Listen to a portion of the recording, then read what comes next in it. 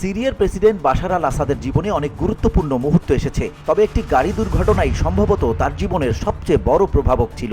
এটি আবার ঘটেছে তিনি যেখানে বসবাস করতেন তার থেকে কয়েক হাজার কিলোমিটার দূরে। পিতার হাত থেকে ক্ষমতা নেয়ার জন্য তাকে তৈরি করা হয়নি, কিন্তু ক্ষমতার পথে আসাদের যাত্রা শুরু হয়েছিল তার বড় ভাই রাসেলের গাড়ি দুর্ঘটনায় মৃত্যুর পর। 1994 সালে দামেস্কের কাছে ওই দুর্ঘটনা যখন ঘটে, আসাদ তখন লন্ডনে চক্ষু চিকিৎসা নিয়ে পড়ছিলেন। বাসেলের মৃত্যুর পর আসাদকে ক্ষমতায় নিয়ে আসার পরিকল্পনা শুরু হয়। পরে তিনি দেশের নেতৃত্ব দিয়েছেন রক্তক্ষয়ী এক যুদ্ধের মধ্য দিয়ে, যে যুদ্ধে হাজার হাজার মানুষ মারা গেছেন, বাস্তুচ্যুত হয়েছেন অনেকে। আসাদের পিতা হাফিজ আল আসাদ প্রায় 30 বছর সিরিয়ার প্রেসিডেন্ট ছিলেন। 1965 সালে বাশার আল আসাদের জন্মের সময়টাতেও সিরিয়া সহ মধ্যপ্রাচ্যে নাটকীয় ঘটনা ঘটেছিল। ওই সময়ে মিশর ও সিরিয়া মিলে স্বল্পকালীন যে আরব প্রজাতন্ত্র করেছিল তা ভেস্তে যাওয়ার পর বাথ পার্টি ক্ষমতা দখল করে।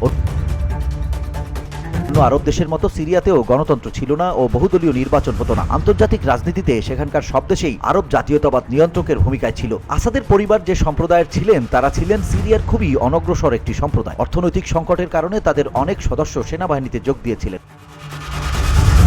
হাফিজ আল আসাদ সামরিক কর্মকর্তা হিসেবে উঠে আসেন। 1966 সালে তিনি বাথ পার্টির সরকারের প্রতিরক্ষা মন্ত্রী হন। পরে দেশের প্রেসিডেন্ট হন 1971 সালে। এরপর 2000 সালে মৃত্যু পর্যন্ত তিনি ওই পদেই বহাল ছিলেন। তার সময়ে অনেকগুলো সামরিক অভ্যুত্থান হলেও তা সফল হয়নি, বরং বিরোধীদের দমন ও গণতান্ত্রিক নির্বাচন প্রত্যাখ্যান করে তিনি কঠোর হাতে দেশ শাসন করেছেন।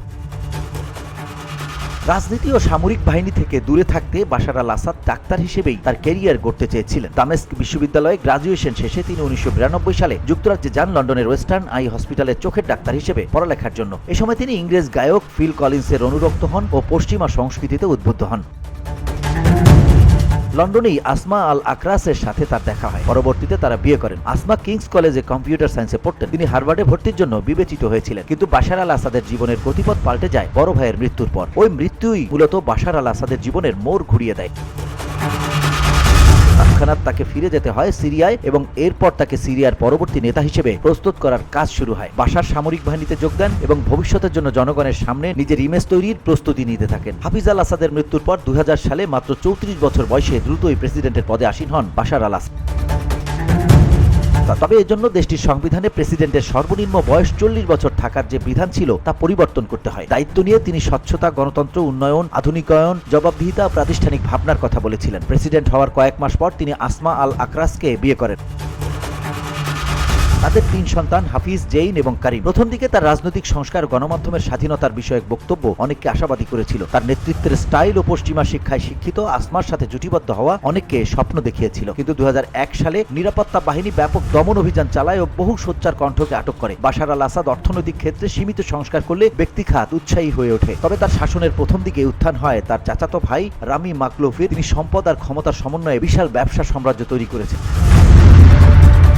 2003 সালের ইরাক যুদ্ধকে ঘিরে বাশার আল আসাদের সাথে পশ্চিমাদের সম্পর্কের অবনতি হয়। তিনি ইরাকে মার্কিন আগ্রাসনের বিরোধিতা করেছিলেন। সম্ভবত তার আশঙ্কা ছিল যুক্তরাষ্ট্রের সামরিক বাহিনীর পরবর্তী টার্গেট সিরিয়া হতে পারে। যুক্তরাষ্ট্র সে সময় ইরাকে তাদের বিরোধীদের কাছে অস্ত্র চোরাচালানের সহায়তার জন্য দামেস্ককে দায়ী করছিল। সে সময় 2003 সালে যুক্তরাষ্ট্র সিরিয়ার উপর নিষেধাজ্ঞা দেয়। এরপর 2005 সালে লেবাননের প্রধানমন্ত্রী রফিক হারিরি বৈরুত বিস্ফোরণে নিহত হলে এই ঘটনার জন্য অনেকে সিরিয়া ও তার সহযোগীদের দিকে অঙ্গুলি নির্দেশ করে। লেবাননের এর বিরুদ্ধে ব্যাপক প্রতিবাদ হয় ও দামেস্কের উপর আন্তর্জাতিক চাপ বাড়তে থাকে। এক পর্যায়ে লেবাননে থাকা সিরিয়ার 30 বছরের সামরিক উপস্থিতি প্রত্যাহার করতে হয়।